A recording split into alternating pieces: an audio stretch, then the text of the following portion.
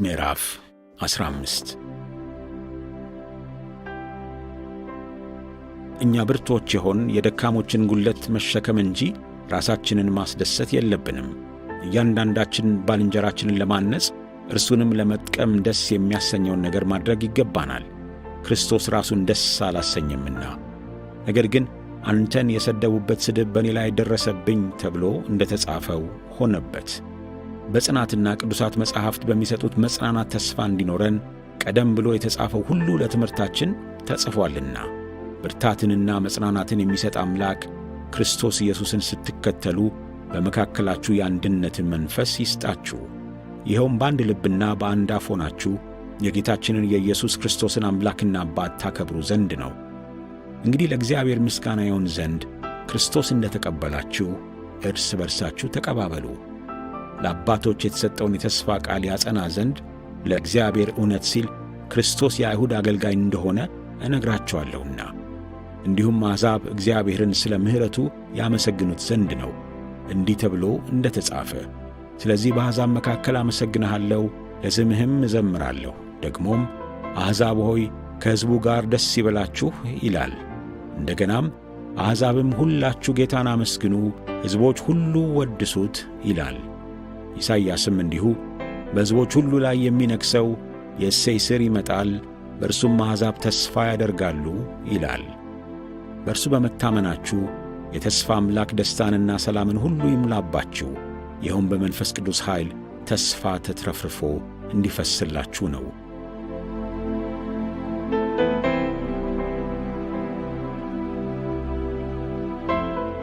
ወንድሞቼ ሆይ እናንተ ራሳችሁ በበጎነት የተሞላችሁ በእውቀት ሁሉ እንደ ተሞላችሁና አንዱ ሌላውን ለመምከር ችሎታ ያላችሁ መሆናችሁን እኔ ራሴ እርግጠኛ ሆኛለሁ።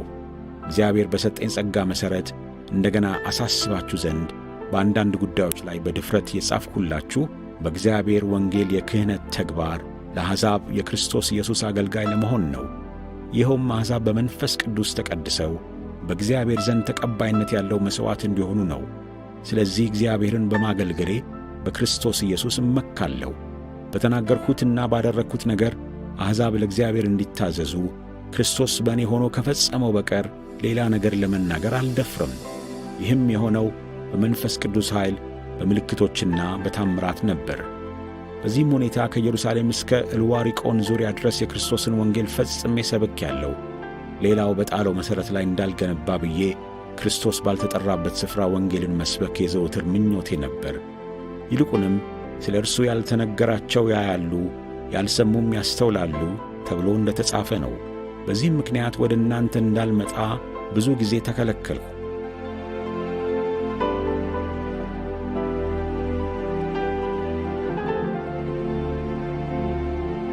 አሁን ግን በእነዚህ አካባቢዎች የምሠራው ስለሌለ ከብዙ ዓመታት ጀምሮ እናንተን ለማየት እናፍቅም ስለ ነበር ይህን ዕቅድ ወደ እስጳንያ በሚሄድበት ጊዜ ልፈጽመው አስባለሁ።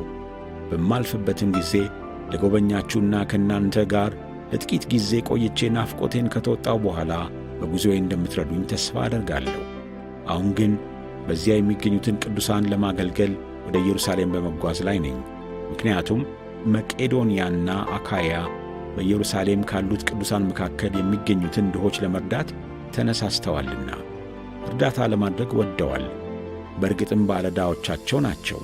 አሕዛብ የአይሁድ መንፈሳዊ በረከት ተካፋዮች ከሆኑ ያገኙትን ምድራዊ በረከት ከአይሁድ ጋር ይካፈሉ ዘንድ የእነርሱ ባለዕዳዎች ናቸው።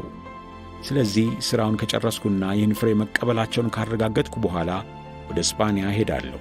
እግረ መንገዴንም እናንተን አያለሁ።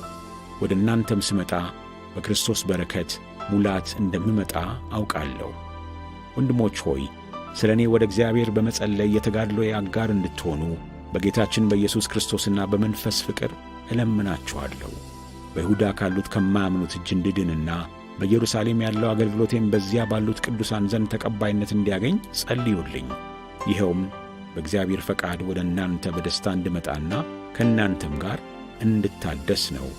የሰላም አምላክ ከሁላችሁ ጋር ይሁን። አሜን።